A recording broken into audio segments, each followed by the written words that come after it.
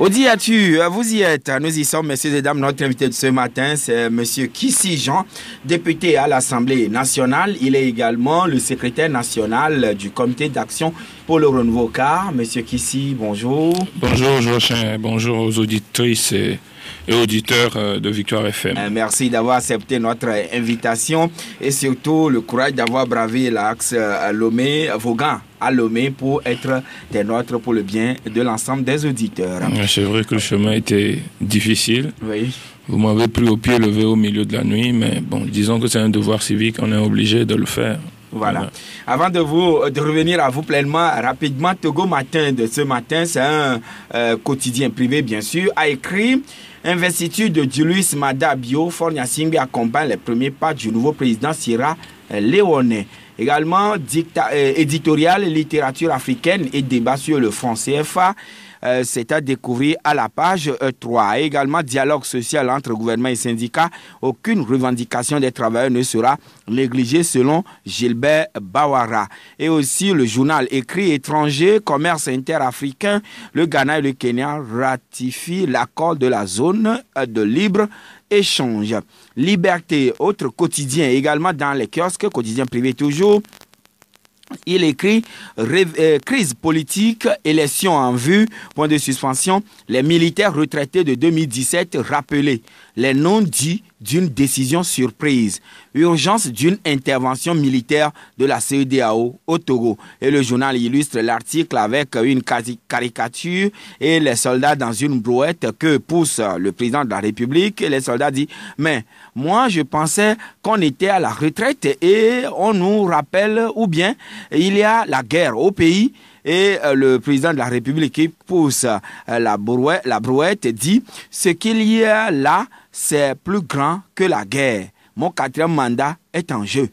Et autre article également a écrit le journal de Médard MTP, affaire Bolloré, proposition de résolution de l'ANC pour la création d'une commission d'enquête parlementaire. Yves Amaïzo, Bolloré peut et doit abandonner l'Afrique. Le continent se portera mieux sans lui. Fin de citation.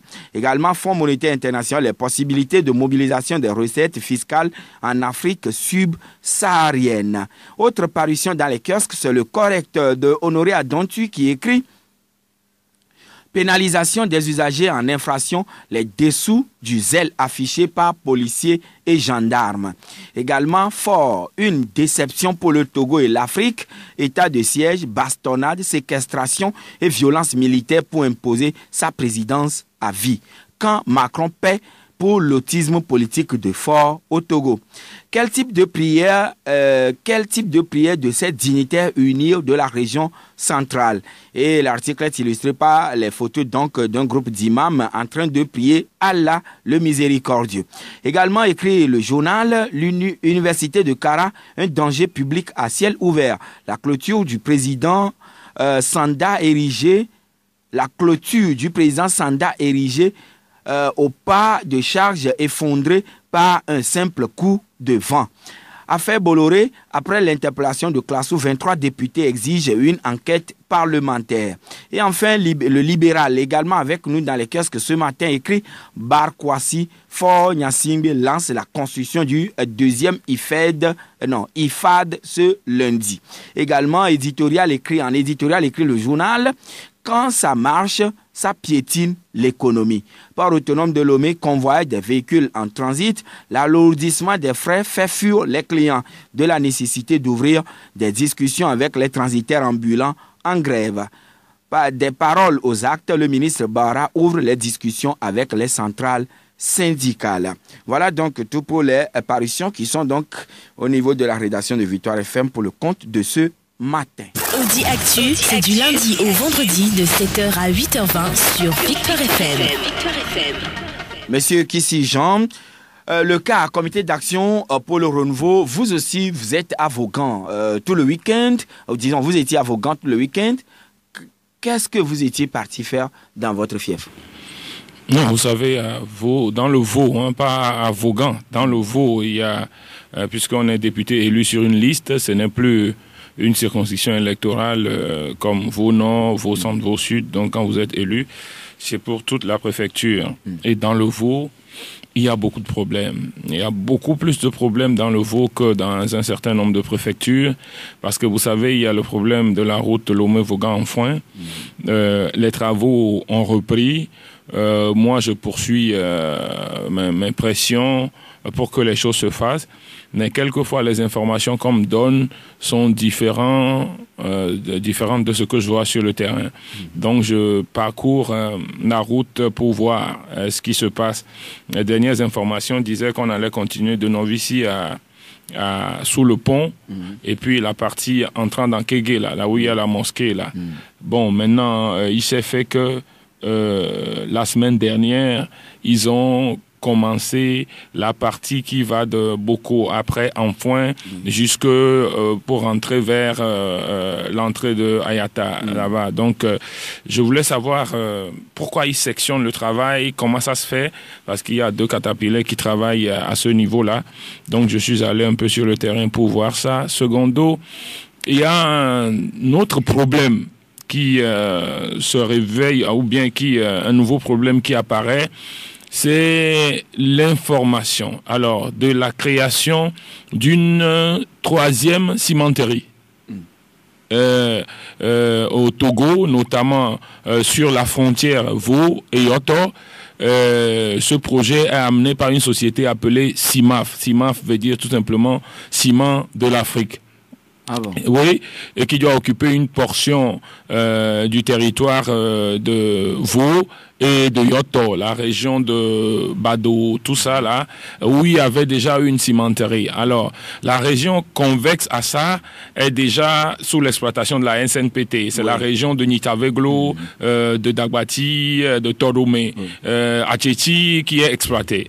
Alors, le prolongement en même temps sera servi à créer une nouvelle cimenterie. Et nous, les députés, on n'a aucune information jusqu'à ce moment. Les séances d'information sur le terrain, tel que ça doit se passer, ne se passe même pas de cette façon. Parce que les séances voudraient que, dans un premier temps, au moment même où il y a l'intention, où la société vient, elle doit faire une grande réunion avec les populations pour informer les populations. En informant les populations, il dit aux populations les territoires qui sont convoités. Oui. Et après, entente il avec... peut y avoir des déplacements de ces populations. Et avec entente avec les populations, maintenant, ils commencent par faire les levées. Alors, il n'y a eu que des bribes d'informations et puis ils ont commencé à faire les levées. Les populations ne comprennent pas ce qui se passe. Alors, il a fallu que j'aille dans la région pour comprendre un peu les informations demandées au niveau du ministère et des autres, même cimenteries. Les autres cimenteries ne savent pas. Parce que l'information première venue, c'est de dire que Dangote est en train de créer une cimenterie là-bas. Alors, c'est la première information qui a circulé longtemps. Et alors, il s'est fait que mes enquêtes ont dit que non, Dangote veut juste créer un dépôt et pas une cimenterie. En poussant l'information, j'ai compris finalement qu'il y a, en fait, ce n'est pas Dangote, mais une autre société qui apparemment a une origine marocaine qui vient encore s'installer. Alors, cette cimenterie, telle que ça va être installé, sera mise sur les terres cultivables des populations de 3 cantons. C'est-à-dire que les gens de Momé, c'est leur, ce qu'on appelle chez nous, Agblédi là-bas. Les gens, voilà, les gens de Dagbati aussi, c'est leur Agblédi là-bas. Et les gens de Assor, c'est leur Agblédi, comme on a l'habitude. C'est-à-dire leur champs cultivables. Voilà, leur champ cultivable. Hein, donc, à partir de ce moment-là, ça devient quelque chose d'un peu inquiétant. Il faut en cerner les contours et savoir les conditions dans lesquelles tout ça va être lancé. Donc, c'est ça qui me fait courir aussi dans la région ces derniers temps, en plus des réunions au niveau de mon parti. Voilà. Et maintenant, monsieur Kissi, vous êtes député, c'est bien, les démarches, vous les faites. Alors, doit-on comprendre aujourd'hui que CIMAF, Ciment d'Afrique, l'appel d'offres a été fait dans les règles de l'art pour qu'il y ait la traçabilité, la transparence, pour qu'on n'assiste plus à des scènes comme on en assiste aujourd'hui avec le cas Bolloré? Non, pour le moment, c'est le flou total. Hein. C'est vraiment le flou total. C'est parce que je suis rentré dans le dossier maintenant qu'on commence à avoir les informations, que les langues se délient et qu'on commence même les cimenteries. J'ai fait des enquêtes sur les cimenteries déjà existantes. Elles apprennent qu'il y a probablement un concurrent qui va s'installer, mais on concerte les informations. Ils disent que non, quand ils ont fait les enquêtes au niveau du ministère, on leur a demandé, c'est faux, parce qu'il faut qu'eux aussi, ils savent que les concessions qui leur avaient été données, est-ce que les autres qui viennent aujourd'hui ne vont pas empiéter sur leurs concessions? Donc, ils n'arrivent pas à recevoir des informations. Moi, je retourne à la source, je glande les informations, mais c'est tellement flou et anachronique sur le terrain, mais je ne sais même pas comment décrire ce qui se passe sur le terrain. Mais je ne sais pas comment ce pays est gouverné. Il y a déjà des dispositifs, mais je vais parler de matériel, d'équipement déployé sur le terrain pour démarrer les travaux. Non, pas encore. Pour le moment, ils sont en train de faire ce qu'on appelle des levées et la liste des propriétaires. Mais il y a avant ça des conditions, c'est-à-dire que les trucs ne suivent pas dans les normes.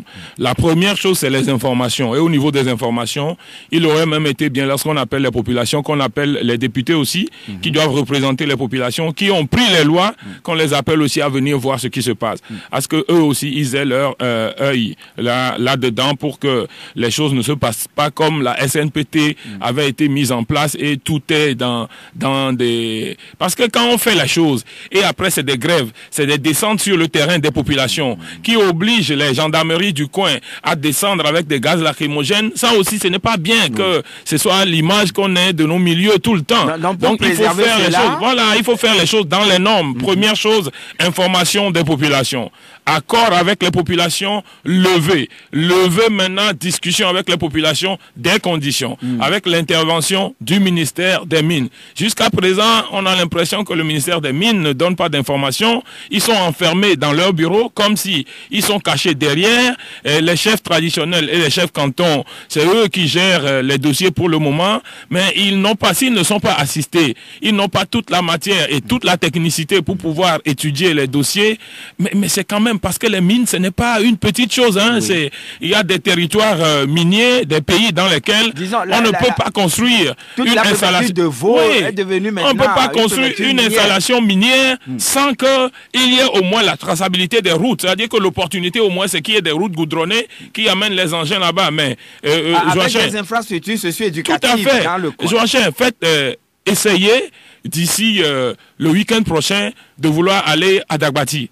N'allez même pas jusque au fond là sur la Blédi, sur le terrain à Badoé, etc.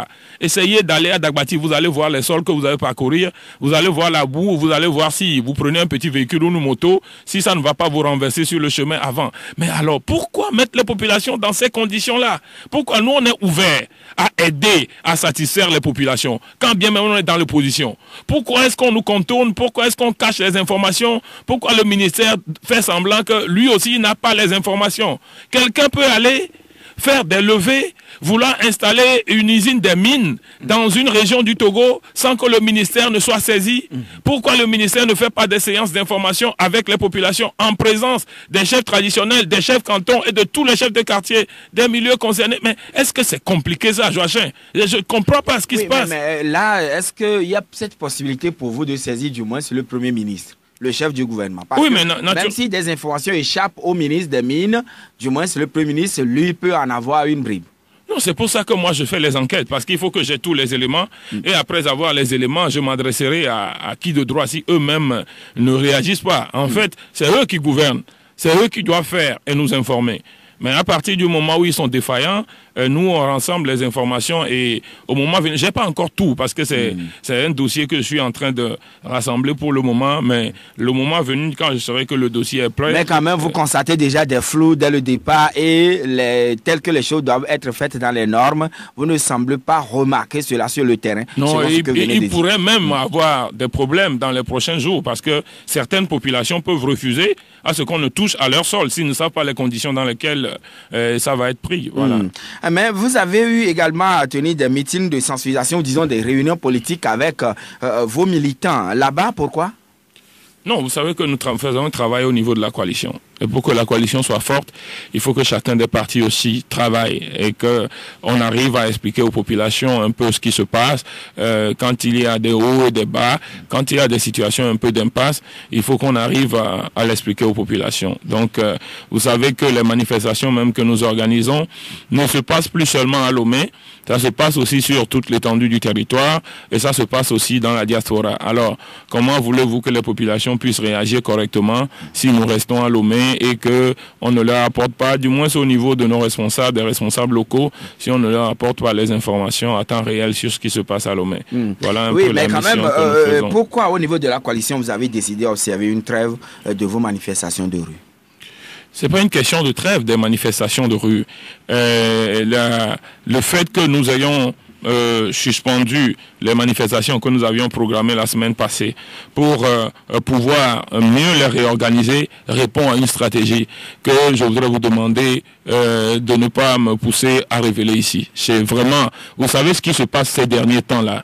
Le pouvoir est dans le non-droit total, dans la dictature sauvage et par rapport à ça, il faut que nous aussi nous réagissions pour que nos droits ne soient pas brimés.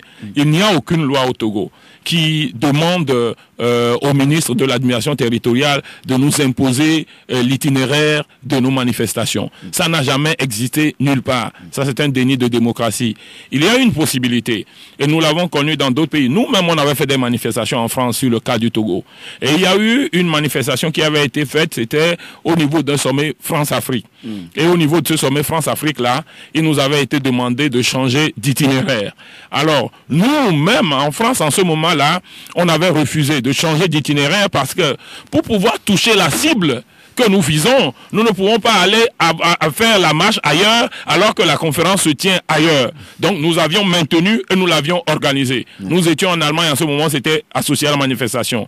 Les CRS de Paris sont intervenus, mais ils n'ont touché à la peau de personne. C'est-à-dire qu'il n'y a pas eu un seul bain de sang. Voilà une manière de gérer des manifestations qu'on connaît dans le monde. Alors, il n'est pas normal que, alors qu'il n'y ait aucun sommet, même sur l'itinéraire, qu'on puisse, le pouvoir puisse de manière, comme si le pays leur appartient, ils ont le droit de commande de vie ou de mort sur nous, ils puissent nous dire d'aller ailleurs au niveau des manifestations. Quand nous faisons des manifestations, c'est pour réclamer quelque chose, non? Et quand vous voulez réclamer quelque chose, vous faites la manifestation pour aller chez la personne chez qui vous voulez réclamer, ou bien c'est pas ça qui se fait. Alors pourquoi ils vont nous pousser ailleurs? Ils donnent comme raison que les riverains, les populations riveraines se plaignent des manifestations. Est-ce que là où ils nous renvoient là, il n'y a pas de riverains? Parce qu'ils ont l'habitude de bastonner des gens à baie et ils savent qu'ils ont quelque chose derrière la tête, ils ont quelque chose de macabre derrière la tête, donc il faut qu'ils nous renvoient vers baie, comme c'est là où ils sévissent bien pour pouvoir mieux sévir. Joachim, vous savez, quand nous faisons nos manifestations, nous passons par Décon, nous passons par Fiata. Les riverains se mettent au bord de la route pour nous applaudir. Certains se mêlent à nous. Vous avez vu, quand nous faisons nos manifestations, les gens sont au bord de la rue et ils applaudissent les leaders, ils nous secouent la main, ils crient nos noms, etc. Mais est-ce qu'ils ont fait un sondage pour savoir ceux qui viennent nous soutenir là et ceux qui viennent se plaindre dans leur bureau, qui sont les majoritaires? Si ceux qui viennent nous soutenir sont majoritaires dans les quartiers, donc ça veut dire que les populations soutiennent la cause et ils veulent que nous manifestions. Donc vous ne croyez pas à ce que dit le gouvernement que des populations riveraines se plaignent? Mais ce qui est clair, c'est que les populations là, ils viennent nous applaudir, ils viennent nous acclamer quand nous faisons les marches. Alors, quand vous avez les fêtes, vous voulez qu'eux, ils viennent vous dire autre chose et que nous puissions les respecter? Les mêmes populations ont dit à 87% qu'ils ne veulent plus voir fort au pouvoir parce que celui-là a violé notre constitution, a profané notre constitution pour avoir un troisième mandat. Vous avez suivi le rapport de Afrobaromètre? Mais alors, la même population disent, mais on ne veut plus vous voir au pouvoir. Même vos propres militants disent à 53%, on ne veut pas vous voir au pouvoir. Quand l'opposition manifeste, ces populations se massent au bord des rues pour les applaudir. Les 53% disent qu'ils ne souhaitent plus que le chef de l'État se représente en 2020. Et naturellement, donc, et les mêmes populations, quand nous manifestons, ils se mettent au bord de la route pour nous applaudir, pour crier notre nom, pour nous donner, pour nous encourager. Et vous allez venir parce que vous avez un poste ministériel dans un bureau quelque part, issu d'une élection frauduleuse, vous vous croyez nanti d'un mandat pour venir nous interdire, nous et au peuple qui nous soutient, de ne pas manifester? Non, c'est pour tout ça que nous avons pris un repli stratégique. Ce que nous avons fait là, c'est un repli stratégique pour pouvoir mieux agir. Donc la stratégie qui est derrière, ne nous demandez pas de le dévoiler. Oui, apparemment tous les partis membres de la coalition sont appelés à remobiliser, ou disons à aller remobiliser leurs militants sur le terrain. Est-ce une action dans le sens des préparatifs des élections annoncées par le chef de l'État? C'est une remobilisation pour la lutte. Dans tous les sens, c'est une remobilisation pour la lutte. C'est une remobilisation pour que, si le pouvoir continue de s'entêter, qu'on puisse reprendre mieux, qu'on puisse reprendre de belles les manifestations de rue, et en même temps une mobilisation pour les actions futures. La question n'est pas essentiellement une question d'élection en ce moment. Non, la question n'est pas une question d'élection, puisque les institutions qui sont là aujourd'hui, tout le monde est d'accord qu'ils ne peuvent pas organiser des élections pour nous. Mais le chef de l'État a dit, vous l'avez écouté, que les délais légaux constitutionnels prévus par la Constitution seront respectés. Mais qu'est-ce qu'il appelle délais légaux? Mais vous, c'est-à-dire que vous, les journalistes, est-ce que vous arrivez à suivre ces gens-là à les questionner? Quand on parle d'élections législatives, ces gens parlent de délais légaux. Quand on parle d'élections présidentielles, ces gens parlent de délais légaux. Mais la première élection où les délais légaux sont passés, c'est les élections locales, non? Vous avez vu notre constitution, il n'y a pas les élections locales dedans. Pourquoi il ne parle pas d'élections locales, des délais légaux au niveau des élections locales? Et il laisse depuis 30 ans les délégués spéciaux. Vous savez, les délégations spéciales, ils ont le droit de faire 6 mois, renouveler une fois. Et ça ne peut plus se faire. Ça veut dire qu'aujourd'hui... Les délégués dans les communes ne doivent pas faire plus d'1 an. Plus d'1 an. Ça veut dire qu'aujourd'hui, les délégations spéciales sont dans l'illégalité totale. Et ils ont continué à exercer cette illégalité pendant 30 ans.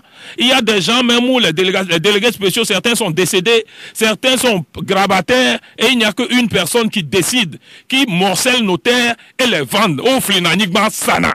Et ils sont là parce que les populations ne les ont pas élus. Et ces gens-là, vous croyez qu'ils ont le droit de venir nous parler de délais légaux alors qu'ils ont vu les choses se passer comme ça?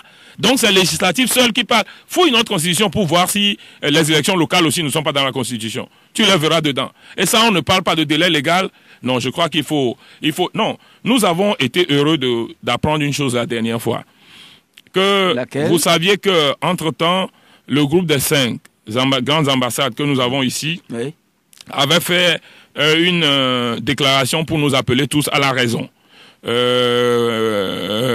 ont mis un certain nombre de choses dans leur déclaration que le pouvoir a fait exploiter et que les populations étaient même inquiets que ça voulait dire qu'ils soutenaient l'allure du pouvoir d'aller aux élections. Nous les avions rencontrés la dernière fois et nous avions été heureux. Et c'est pour ça que quelquefois, il ne faut pas rester à distance, se regarder en chien de faïence et puis commencer par se jeter des mots. Nous les avions rencontrés la dernière fois et ils nous ont dit que dans leur déclaration, ils n'ont jamais eu l'intention de nous dire tout simplement d'aller aux élections. Mais dans leur déclaration, ils voulaient dire qu'il faut qu'on tombe d'accord pour aller aux élections. Ça veut dire qu'il faut qu'on tombe d'accord sur un compromis qui nous permette d'aller aux élections. Donc que la coalition et le pouvoir se mettent d'accord sur un compromis qui permette d'aller demain aux élections. Donc c'est clair au moins une fois pour nous parce que nous aussi pendant un temps, on était fâchés contre eux parce qu'on croyait que dans leurs déclarations, vous savez, les diplomates, ils ont leurs déclarations. C'est pour ça que souvent, quand ils font leurs déclarations, il faut aller leur demander, mais qu'est-ce que vous voulez dire dedans? Parce qu'ils parlent souvent comme des paraboles, comme Jésus parle dans la Bible. Il faut qu'un pasteur t'explique, ou que même t'explique d'abord, avant que tu ne puisses comprendre. Alors, quand on a pris la déclaration, parce que la dernière fois, on a compris beaucoup de choses. Quand on a pris cette déclaration-là, et on l'a comparée avec le communiqué de la CEDEAO. Le 14 avril dernier, à Lomé. Le 14 avril dernier du sommet, nous avons compris aussi une chose. Alors, parce qu'on a navigué dans le flou jusqu'à présent. Le chef de l'État, lui aussi, en parlant des délais constitutionnels, s'est référé également au même communiqué final du Conseil extraordinaire du chef d'État à Lomé. Exactement. Voilà, et je vous révèle quelque chose. C'est au même tour que nous avions fait la fois dernière avec des chancelleries, etc., avec des trucs, que nous avons aussi compris que le chef de l'État lui-même a mal compris le communiqué de la CEDEAO. Ou l'a mal exploité. Et c'est eux qui ont induit les ambassadeurs, les chancelleries en erreur. Je ne sais pas, il se pourrait que, étant préoccupé par la situation nationale, la situation étant débordée, il n'a pas compris ce que la CEDEAO a voulu dire. Ou bien, il l'a compris, mais il a su l'exploiter malencontreusement pour induire les chancelleries en erreur. Alors, pourquoi dites-vous, oui, si est mentionné dans le communiqué, vous pensez que le chef de l'État aurait induit en erreur les chanceliers? Voilà, j'espère que je vais retrouver l'extrait pour vous donner enfin la compréhension à laquelle nous sommes arrivés, en tout cas la compréhension connue. Voilà, c'est le point 21. La conférence désigne leurs excellences, Monsieur Nana Addo Dankwa Akufo-Addo et professeur Alpha Condé en qualité de facilitateur de la CEDEAO.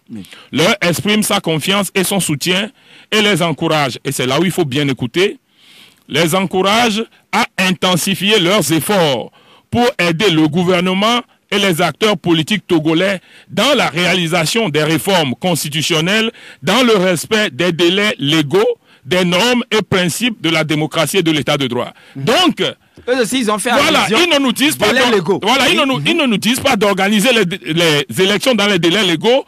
Ils nous disent de faire les réformes dans les délais légaux. Vous voyez la grande différence?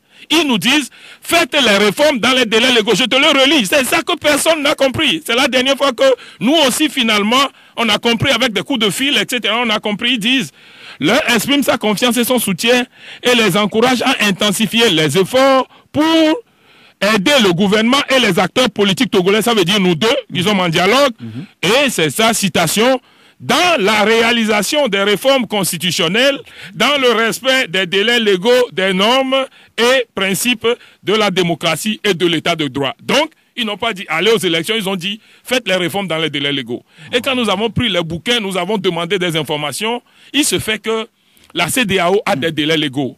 Et quels sont ces délais légaux au niveau de la CEDEAO? La CEDEAO dit, oui, vous ne pouvez changer aucune loi dans les 6 mois précédant une élection. Oui. Pour changer une loi dans les 6 mois précédant une élection, vous êtes obligé de le faire par consensus, avant que cela ne soit accepté par la CEDEAO.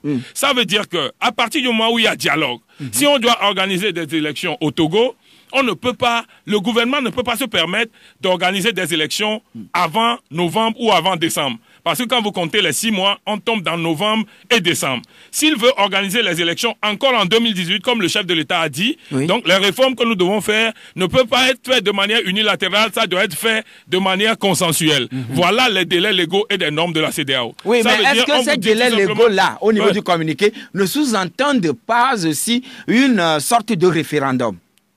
Pourquoi référendum? Pourquoi référendum?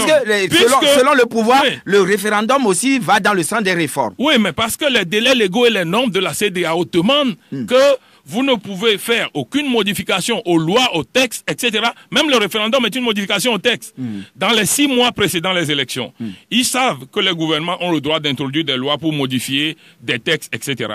Mais ils considèrent, en étudiant la situation de notre zone, que si quelqu'un, juste 6 mois avant les élections, a envie de modifier les lois, c'est qu'il a envie de modifier les lois à son seul profit. Et là, unilatéralement. Unilatéralement. Et c'est pour ça que la CEDEAO interdit que 6 mois avant la tenue de quelconque élection, on n'a pas le droit de changer les lois unilatéralement. On est obligé de le faire par consensus. Voilà ce qui se dit vous devez le faire par consensus. Et où en êtes-vous aujourd'hui avec le dialogue? Puisque c'est le dialogue qui doit vous amener à ce consensus. Où en êtes-vous? Grande question. Grande question, vraiment. Vraiment, réelle, grande question. On peut dire, en cette période précise, que le dialogue est dans un blocage de fait. On est dans l'impasse. Blocage de fait? Oui, blocage de fait. On est dans l'impasse, puisqu'on ne se réunit pas, on n'évolue pas, on ne fait plus rien. Ou bien le dialogue est fini. Non, on ne peut pas dire que c'est fini. On ne peut pas dire que c'est fini. D'abord, ce n'est pas nous qui avons déclenché le dialogue. Ce n'est pas nous qui avons fait le tour des chefs d'État pour demander dialogue, pour que nous nous y mettions fin. Le comportement, l'obligeance politique nous exige de nous à ce que nous n'allions pas au niveau de la coalition déclarer que le dialogue est fini. Mais nous constatons un blocage de fait. Alors, les informations que nous avons nous disent que les facilitateurs sont en train de travailler. Vous aussi, vous avez des informations la dernière fois que le président de la commission de la CEDEAO a rencontré les facilitateurs à leur demande. On nous dit qu'ils sont en train de travailler. Mais qu'est-ce qu'ils sont en train de préparer exactement, on ne sait pas encore. parce que nous n'avons pas encore été touchés pour être consultés sur ces questions. D'un facilitateur, le dialogue togolais a été porté à 2 facilitateurs. Alors, il faut que les 2 facilitateurs aussi arrivent à s'accorder pour savoir comment prendre le sujet. Donc, nous apprenons dans les coulisses que tout cela se fait. Nous savons aussi qu'ils ont des contacts avec les différents pays et avec les grandes ambassades qui sont avec nous ici. Mais à l'heure où nous sommes, nous, au niveau de la coalition, on ne peut pas vous dire quel jour, quelle date et comment le dialogue va être relancé. Oui, mais est-il probable qu'il y ait encore rencontre entre la coalition et le parti au pouvoir avant la fin donc du mandat du chef de l'État à la tête de la CEDEAO? De toutes les façons, dans les recommandations qui sont données, il y a eu une recommandation qui est adressée à la commission de la CEDEAO d'appuyer les chefs de l'État à proposer des recommandations. Oui. Je considère que à proposer des recommandations d'ici juin. Alors, la fin du mandat du président Faure doit intervenir d'ici juin, au plus tard vers le 14 ou le 16. Cette question doit être réglée. Alors, je considère que peut-être dans les mêmes dimensions, d'ici là, les idées qu'ils ont, les propositions de recommandations qu'ils ont, nous seront soumises. De quelle manière? Est-ce qu'on va nous réunir ensemble? Je ne sais pas. Est-ce qu'on va faire encore du bilatéral avec nous? Ça veut dire que les facilitateurs et la commission parlent avec le pouvoir et les facilitateurs et la commission parlent avec l'opposition. Je ne suis pas facilitateur, je ne sais pas qu'est-ce que ça va prendre. Mais le problème à ce niveau aussi, vous savez que nous, on est au CAR et on croit foncièrement au dialogue. Mais le problème, c'est la manière dont nous faisons le dialogue. Nous continuons de nous demander au CAR quel dialogue on fait et les Togolais ne se parlent pas entre eux face à face et c'est des triangulaires. C'est-à-dire que vous allez parler à quelqu'un de l'extérieur, il va parler à vos frères qui sont en face et il reçoit ce qu'il a de votre frère et il revient vous dire. C'est-à-dire que nous réfléchissons au niveau du CAR, on n'a jamais vu ça. On n'a jamais vu un dialogue aboutir comme ça. Ça veut dire que la crise de confiance est très profonde entre vous, alors. Est-ce que c'est une question de crise de confiance? Oui, si vous n'arrivez pas à prendre langue entre vous-même et que forcément il faut passer toujours par le facilitateur, ne voyez-vous pas qu'il y a problème? Mais le déroulement du dialogue doit pouvoir faire du dialogue direct. Vous savez, nous au CAR, au début de ce dialogue, on avait pensé qu'on pouvait faire du dialogue direct. Le dialogue direct, ça veut dire quoi? Le dialogue direct, ça veut dire les facilitateurs, entourés des Togolais désignés dans les 2 camps. Ensemble, sous leur conseil, sous leur appui, mettre les 2 parties ensemble. Et on prend dans une semaine 3 ou 4 jours. On s'assoit tous ces jours-là. De manière intensive, on discute. On trouve des points d'accord. Et il y a des points de désaccord. On laisse les points de désaccord de côté. Comme c'est fait le capot, le dialogue, l'APG. On reprend les points de désaccord, on trouve des compromis. Sur les points sur lesquels on ne trouve pas de compromis, comme au niveau de l'autre camp, c'est le chef de l'État qui ne participe pas au dialogue, qui est le décideur, ils prennent langue avec le chef de l'État pour obtenir un certain nombre de compromis, ils reviennent dans la facilitation. C'est ça la facilitation. La facilitation voudrait dire appuyer des consensus qui se dégagent entre les 2 parties. Mais on est dans le cadre de la facilitation. Mais voilà qu'on ne se parle pas, X va parler à l'autre et il revient à nous. Mais et au regard de cette impasse, de ce blocage absolu, s'il faut le dire ainsi, certains acteurs politiques trouvent qu'il faut laisser en veilleuse ce point et aller à l'étape supérieure, c'est-à-dire penser à la réforme ou bien à l'assainissement du cadre électoral pour aller aux élections, lesquelles élections seront supervisées par la communauté internationale. Qu'est-ce que vous en pensez au CAR? On va marquer la pause et on revient tout de suite. Audi Actu, c'est du lundi au vendredi de 7h à 8h20 sur Victoire FM. Victoire FM.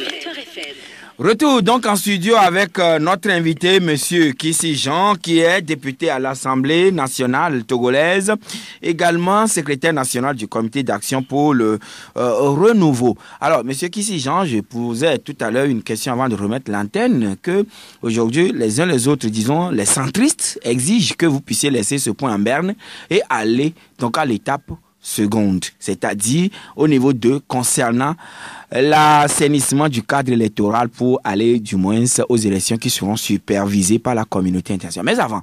Mais avant, est-ce qu'aujourd'hui, il n'y a plus de tête bien faite ou bien de sages au niveau de la coalition, tout comme au niveau de UNIR, pour se retrouver entre eux et essayer de dégager ce compromis-là avant d'aller voir le facilitateur? Ou bien le Togo n'a plus de tête sage? Oui, c'est peut-être ça, comme on peut dire, en notre langue, nous pinvi et le miadi egbeayon, c'est-à-dire que c'est la petite honte que nous portons sur notre tête aujourd'hui, que on a même vu le Burundi.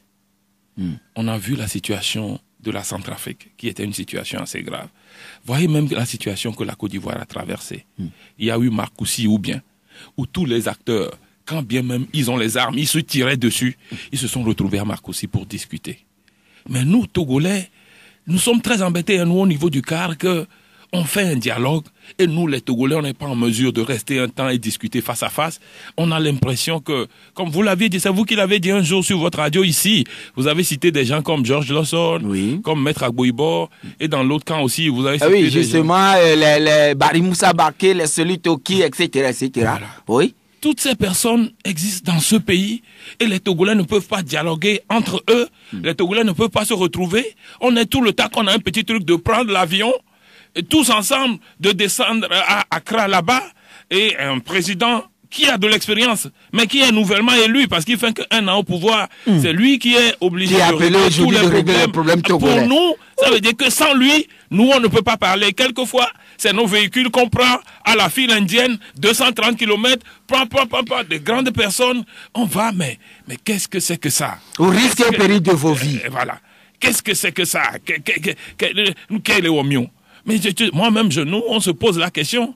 Mais voilà la situation dans laquelle on est. On a l'impression que... Oui, alors là, est-ce qu'il y a cette possibilité, du moins, ou cette disposition au niveau de la coalition de dégager des personnes âgées? Nous les avons cités, oui, les maîtres Jean Lawson, les maîtres Agboibo, etc., etc. Il y a beaucoup de gens là-bas qui sont aujourd'hui disposés à les rencontrer aussi. Et c'est sage au niveau de UNI pour que vous puissiez dégager quelque chose comme compromis. C'est possible? Oui, mais en réalité, aujourd'hui, l'esprit que vous dites là, l'esprit dans lequel vous parlez, est un là, état c'est entre Togolais, voilà. Bien sûr. C'est un état d'esprit assez élevé. Donc ça veut dire que pour arriver à ce niveau-là, il faut que chacun des deux camps se dépasse. C'est-à-dire que quand un camp le veut et que l'autre camp n'ouvre pas le bras, ça ne peut pas se faire. C'est-à-dire que vous vous souvenez, quand le chef de l'État était en Côte d'Ivoire, il a dit on ne peut dialoguer qu'à deux. Oui. Et ça, c'est vrai. Mais malheureusement, c'est eux qui bloquent et qui contournent le dialogue. C'est lui-même qui dit qu'on ne peut dialoguer qu'en deux. Donc, cet état de choses, si le pouvoir le veut et que nous ne voulons pas, ça ne peut pas se faire. Si nous le voulons et que le pouvoir n'a pas la volonté, ça ne peut pas se faire. C'est quand vous prenez l'exemple en Afrique du Sud. Avant 91-90, il y avait Peter Botha. Oui. Au moment où Peter Botha ne voulait pas que le dialogue puisse se faire, qu'on puisse trouver un compromis national et sortir l'Afrique du Sud de problèmes, sans guerre, sans tuerie, Nelson Mandela était la même personne qu'avec Frédéric de Klerk, mais rien n'a pu se faire. Il a suffi qu'on ait changé Peter Botha en mettant Frédéric de Klerk, qui était à la tête du même parti, dans lequel ils étaient ensemble, que finalement les deux arrivent à discuter ensemble. Donc ça veut dire que le même sursaut qu'il doit avoir au niveau de la coalition pour pouvoir évoluer vers une sortie de crise, si ce même sursaut n'est pas là au niveau du pouvoir, on ne peut rien faire. Moi, je peux répondre pour la coalition, que la coalition croit au dialogue. Et tout ce que la coalition fait ces derniers temps, le nombre de fois que la coalition n'avait pas manifesté, jusqu'à ce que on soit bloqué par le truc de la non-réalisation de toutes les mesures d'accompagnement et de la poursuite des élections pour pouvoir reprendre, vous aurez vu, nos militants, surtout la diaspora, nous a beaucoup critiqué sur les compromis auxquels nous étions, sur le dos bas que nous avons fait. Nous avons été critiqués, mais avec courage, nous avons su assumer cette période-là. Mais s'il n'y a rien qui vient de l'autre côté, nous serons débordés par l'extrême de notre côté. Et oui, voilà, mais, tout va aujourd'hui, est-ce que c'est la candidature de M. Fonia Singbe en 2020 qui pose le problème et constitue le blocage absolu, ou bien il y a d'autres vérités que vous n'arrivez pas à élucider ou disons à éclairer, à dire à la place publique? Non, c'était les derniers éléments que nous avons. Mais il n'y a que les gens du pouvoir qui doivent être en mesure de vous dire est-ce qu'il y a d'autres dessous. Malheureusement, vous avez reçu le ministre Gilbert Barra ici la dernière fois et vous n'avez pas su tirer toutes ces informations de lui. Que lui-même aurait dû même vous donner directement, parce que moi j'ai dit, nous à la limite on est de l'opposition, mais eux qui sont au pouvoir et qui exercent le gouvernement de ce pays, ils ont le devoir de reddition de comptes. Donc, par rapport à ça, il n'a même pas le droit de se dérober des explications qu'il doit donner au peuple. Mais voilà, il faut qu'on comprenne. Nous disons, il y a d'autres choses. Il y a d'autres choses. Vous savez, nous avons des choses dans la tête. Quand vous voyez, par exemple, la dernière fois, vous avez vu, on a nommé des généraux dans ce pays. Vous savez que les militaires togolais aussi ont des problèmes que nous n'abordons pas encore parce qu'on n'arrive pas à trouver un compromis national. Quand vous passez d'un grade de colonel à un grade de général, vous savez le nombre de distances d'années que vous avez au milieu, c'est 1 an. Qu'est-ce que ça veut dire, 1 an? Quand quelqu'un a l'honneur de passer de colonel à général, il doit pouvoir y avoir une période prolongée de 3 ans à 5 ans pendant lesquels il puisse profiter de ce grade. Mais tout ça là, il y a un aménagement à apporter au statut même de l'armée. Vous savez, nous, si nous avons travaillé, si moi j'ai travaillé personnellement sur le dossier du statut particulier de la police, c'est parce que beaucoup de policiers, parce que c'est eux qui nous entourent à l'Assemblée et nous ont touchés pendant un temps. Mais il y a plein de problèmes à régler. Il y a peut-être les craintes aussi au niveau de l'armée, au niveau de, comment on dit? En tout cas, on les qualifie toujours de la grande muette. Oui, mais c'est-à-dire que quand vous changez de pouvoir là, et on poursuit les autres comme chasse aux sorcières, il y a peut-être des craintes de la chasse aux sorcières. Il faut pouvoir dépasser un certain nombre de sujets et aborder ces grands sujets qui permettent d'aboutir à un grand compromis national. Nous avons vu la dernière fois que toutes les positions qu'on peut avoir, même Tipi a dit la dernière fois que si le dialogue se déroule bien, les populations seraient en mesure d'accepter que Faure poursuive son mandat. Vous vous souvenez dans son dernier message du 27 avril. Ça, c'est une évolution que le pouvoir doit pouvoir exploiter, exprimer aussi sa disponibilité. Autrement dit, il avait quand même dit que Faure puisse rester au pouvoir jusqu'en 2020. Compte tenu de l'évolution du dialogue, voilà, de la compréhension, voilà. Ça, c'est des choses qui se passent et que les adversaires doivent pouvoir saisir pour qu'on puisse...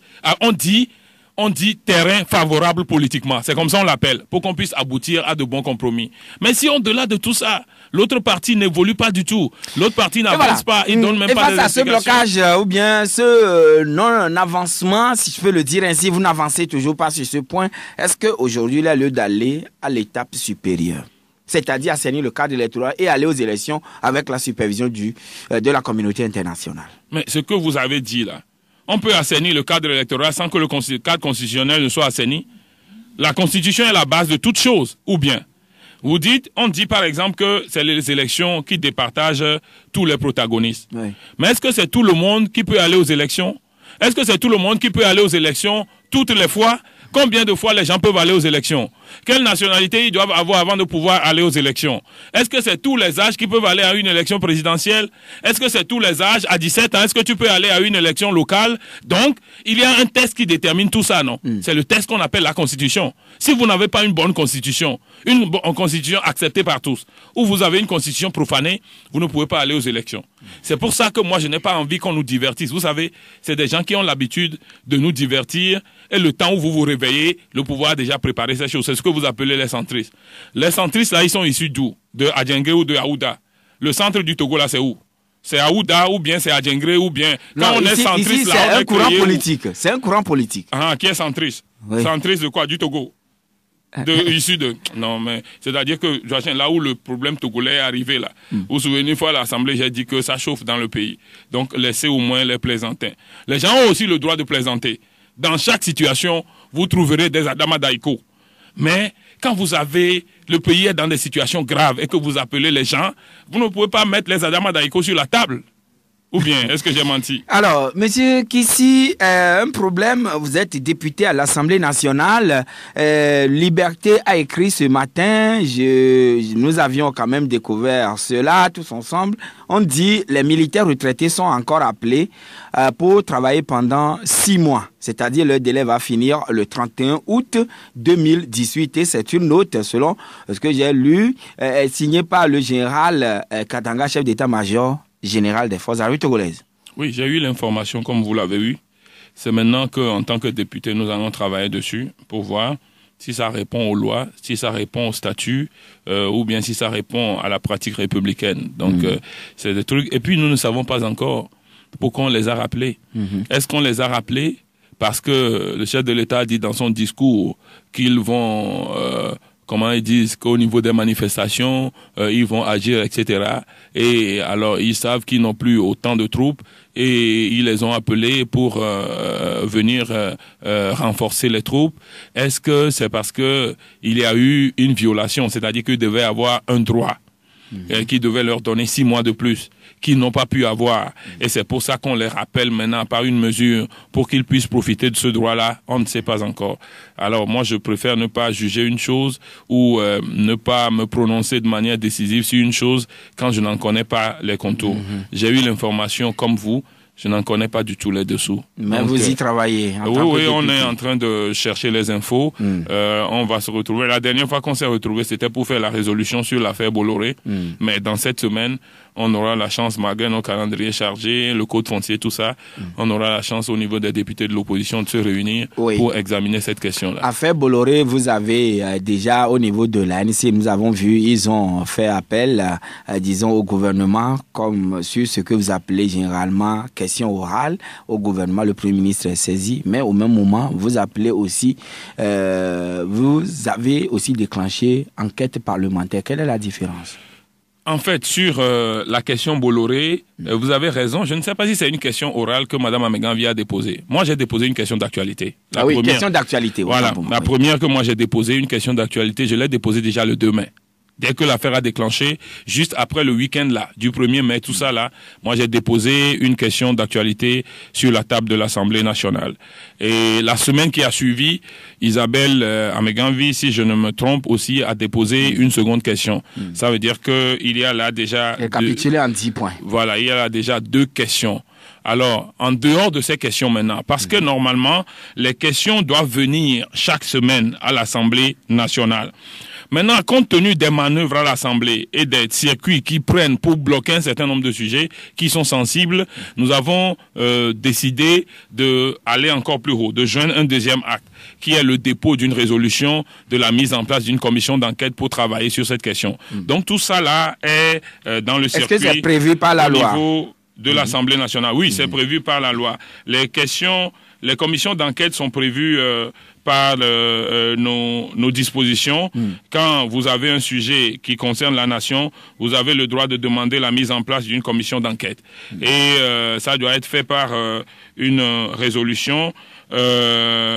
La création d'une commission d'enquête ou de contrôle par l'Assemblée nationale résulte du vote d'une proposition de résolution déposée, affectée à la commission permanente compétente, examinée et discutée dans les conditions fixées au titre 1. Donc ça veut dire qu'il y a toute une sorte de dispositions qui permettent... et vous êtes 23 députés à déposer cette disposition de demande de commission voilà, d'enquête. Ça dit que la résolution a été adoptée par 23 députés et a été déposée. Et normalement, si tout se passe là, bien qu'est-ce que vous voudriez qu'on fasse à ce niveau? Brièvement? C'est la mise en place d'une commission d'enquête. Nous avons demandé la mise en place d'une commission d'enquête de 15 députés pour pouvoir faire l'enquête sur l'affaire Bolloré et sur les contours de l'affaire Bolloré. Ça veut dire que maintenant, tel que la chose se passe, il y a 2 interpellations à l'Assemblée. Ma première interpellation, la seconde interpellation de Isabelle qui est à l'Assemblée. Peut-être si les choses doivent se passer bien et qu'ils respectent la République, ça veut dire que dans les tout prochains jours, même avant la fin de cette semaine, il doit y avoir une séance, soit du jeudi, pour prendre les ministres sur ces questions. Et après la question maintenant, on fait adjoindre la résolution. Et la séance de questions au gouvernement doit aboutir à la mise en place maintenant de cette commission d'enquête où, si l'interpellation, la question au gouvernement permet déjà de comprendre tout le dossier, que le dossier est limpide pour tout le monde, on va dire qu'il n'y a plus besoin de mettre en place la résolution. Donc, nous attendons, vous aussi les journalistes, vous devez attendre que cette semaine, sur l'affaire Bolloré, quelque chose se passe au niveau de l'Assemblée nationale togolaise. Est-ce qu'il y a cette probabilité que l'Assemblée nationale puisse, le bureau de l'Assemblée, le bureau exécutif bien sûr, se prononce sur les demandes que vous avez formulées? C'est pas le bureau, c'est la conférence des présidents. La conférence des présidents. Auquel moi-même je participe. Isabelle aussi est membre de la conférence des présidents. C'est la conférence des présidents qui doit se réunir pour traiter de la question. Et voilà, 92 02 80 63 22 21 80 99. Vous avez maintenant la parole si vous avez une question à poser à notre invité. D'abord, c'est Monsieur Kwame. Bonjour. Monsieur José, bonjour. Oui.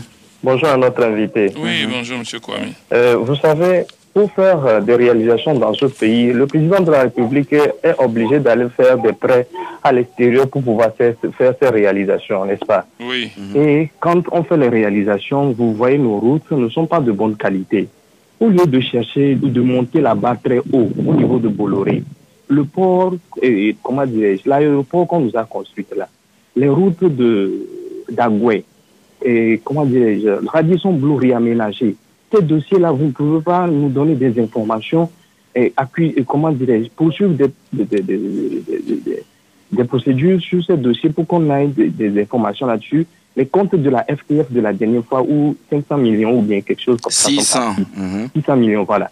La route Lomé-Vaughan avec 26 milliards. On ne peut pas avoir des informations sur ces dossiers. J'aimerais avoir des éclaircissements. Bien noté, cher ami. Oui. Allô?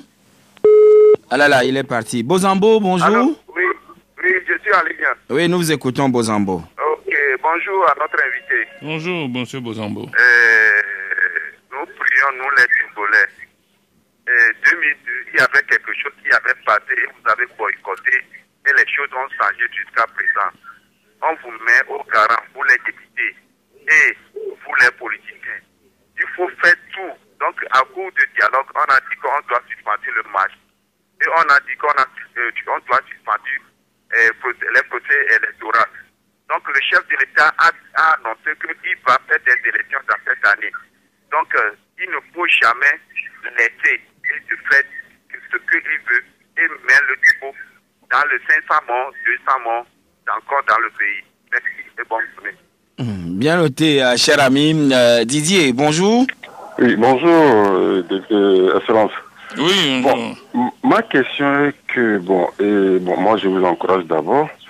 Et puis, ceux qui disent que les marches n'ont rien donné, moi je pense que non. Parce que les marches ont permis au monde entier de connaître le visage moyenâgeux de ce régime que nous subissons.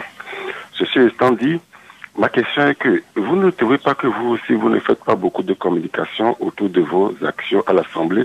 D'autant plus que j'ai été surpris d'entendre tout à l'heure que vous avez dit que vous avez fait une demande d'audition au Premier ministre ou bien au député concernant l'affaire Bolloré depuis le 8 mai. Depuis le 2 mai.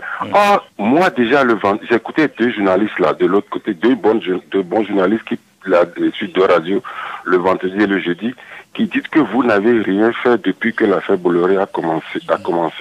Donc, je pense que vous devez aussi communiquer beaucoup plus que les gens puissent connaître ce que vous faites à l'Assemblée, d'autant plus que le régime fait tout pour discréditer les députés au niveau de la population. Bien noté, cher ami Didier. Et nous allons prendre Luc. Bonjour. Oui, Luc. C'est Luc depuis Agbelové. Nous vous écoutons depuis Agbelové, cher ami. Oui. Bonjour, honorable. Bonjour, mon cher. Oui, j'ai deux petites questions à vous poser. La première est que la fois passée, lors de l'entente du peuple, le pasteur de combien va annoncer quelque chose qu'il y aura Dangote qui sera présent au niveau de la préfecture de vous. Et tant que est-ce que vous avez déjà commencé à mener certaines enquêtes concernant le sujet? Alors, Luc, apparemment, c'est comme si c'est maintenant vous venez de choisir la radio. Ah oui. Ah, d'accord. Sinon, il en a parlé longuement. Ah, d'accord. Ma deuxième question est que... Oui. Oui, concernant le blocage du dialogue, est-ce que l'opposition n'a pas une autre alternative, c'est-à-dire un plan B pour faire partir le président ou bien pour avancer? Il est reparti. Et c'est le dernier intervenant, M. Kissi. Est-ce que vous avez un plan B? Puisque le dialogue est bloqué, est-ce que vous avez un plan B au niveau de la coalition? C'est la situation qui va nous obliger à un plan B.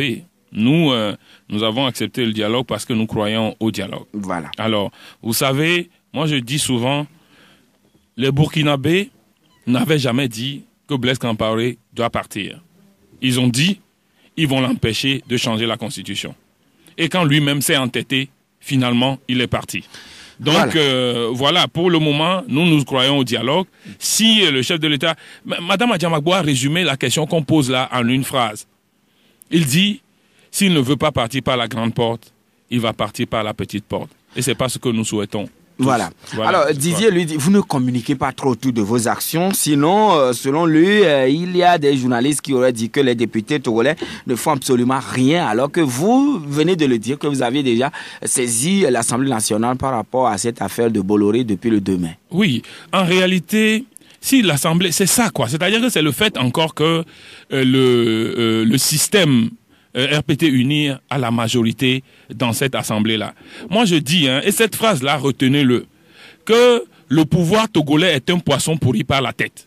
Quand on ne dissèque pas la tête là, vous n'aurez rien. Vous pouvez voir toutes les bases, tous les niveaux, au niveau syndical, au niveau, regardez ce qui s'est passé avec les syndicats des enseignants, cette affaire-là. Tous les niveaux, à partir du moment où on ne dissèque pas ces poissons-là pourris par la tête, on ne pourra rien avoir. Parce que à l'Assemblée, il y a une procédure. Et nous respectons la procédure. Et nous savons normalement que si la procédure est suivie, une semaine ne peut pas se passer sans que, quand nous faisons des actions à l'Assemblée nationale, que ces actions soient à la connaissance des populations. Mais c'est parce que les choses ne se passent pas normalement. Parce que si les choses se passent normalement, regardez, l'article 119, numéro 1 dit... Du règlement intérieur de l'Assemblée dit la séance réservée chaque semaine, par priorité, aux questions des membres de l'Assemblée nationale et aux réponses du gouvernement est fixée par décision de la conférence des présidents. Ça veut dire par semaine. Ça veut dire que dans la pratique parlementaire, chaque semaine, comme ça se fait les mardis en France, une question doit venir à l'Assemblée nationale. Donc, si moi je pose ma question, et que je sais que dans une semaine, le circuit doit être fait et que la question est venue, est-ce que moi-même j'ai besoin d'aller faire la publicité sur le Donc moi, c'est mon travail que je fais. Je fais mon travail consciencieusement à l'Assemblée. Mais c'est le fait que, quand vous posez les questions là, on essaye d'étouffer la question qui fait finalement que nous sommes obligés de sortir du cadre de l'Assemblée nationale pour en donner l'information aux populations dont nous sommes les représentants. Si vous ne m'avez pas invité sur la radio aujourd'hui, moi-même, je ne serais pas passé dans un journal pour parler de cette question-là. Il faut révéler que vous avez saisi l'Assemblée nationale. Mais Didier a dit, nous prenons ça en compte et c'est ça qui nous pousse finalement. Vous savez, quelqu'un a parlé tout à l'heure de la route Lomé-Vaughan-Enfouin. Oui. Cette question-là... il a parlé de... Est-ce que vous ne devez pas vous préoccuper du cas du port, de l'aéroport, du compte de la FTF, de la route Lomé-Vaughan, pour éclairer la lanterne des citoyens? Remarquez que quand j'ai soulevé cette question-là, ça a fait 17 mois avant que nous puissions. Vous vous souvenez? Oui. Ça a fait 17 mois avant que nous pouvons en débattre à l'Assemblée. Mais il n'y a jamais aucune Assemblée au monde où les choses se passent comme ça. Nous avons fait un voyage d'études à l'Assemblée allemande. Les gens de la francophonie ont fait des voyages d'études dans des assemblées panafricaines. Mais il y a aucune Assemblée. Mais c'est le Togo. C'est pour ça que nous avons besoin de balayer le système. Moi, je ne parle pas des hommes. Je n'en veux pas aux hommes. Mais nous avons besoin de balayer le système. Et voilà, Bozambo lui dit, il faut tout faire pour qu'il n'y ait plus jamais de compte, ou bien à compter des gens, 200 morts, 500 morts. C'est quoi? C'est fini le temps? Le temps est fini. Ok. Oui, et Bozambo, lui, il vous interpelle en disant, faudrait tout faire de feu de tout bois pour qu'on ne compte plus ou on ne dénombre plus 200, 500 morts. C'est entendu, c'est ce que nous voulons aussi. Et nous voulons, quelqu'un avait dit au niveau du pouvoir qu'il ne faut pas envoyer des gens à l'abattoir. Et nous avons dit, mais si on nous dit que nous on envoie des gens à l'abattoir, qui est le boucher? Tout ce que Bozambo dit, nous souhaitons qu'il n'y ait plus de boucher au Togo et puis il n'y aura pas de cabri à l'abattoir. Voilà. Monsieur Kissi, Jean, merci d'être venu chez nous ce matin. Merci. Voilà, c'est fini pour aujourd'hui. Merci, messieurs, dames, tous qui nous avez reçus chez vous. Le prochain rendez-vous, ce sera avec Jacob Arama pour le compte du journal en EV à 9h. N'éteignez pas votre poste récepteur. Restez toujours branchés sur la 96.3 et le débat sur la page Facebook Victoire FM. Il continue toujours là-bas. 13h, nous sommes là, 18h, troisième rendez-vous. Cette émission sera rediffusée à 22h. Excellente journée à toutes et à tous.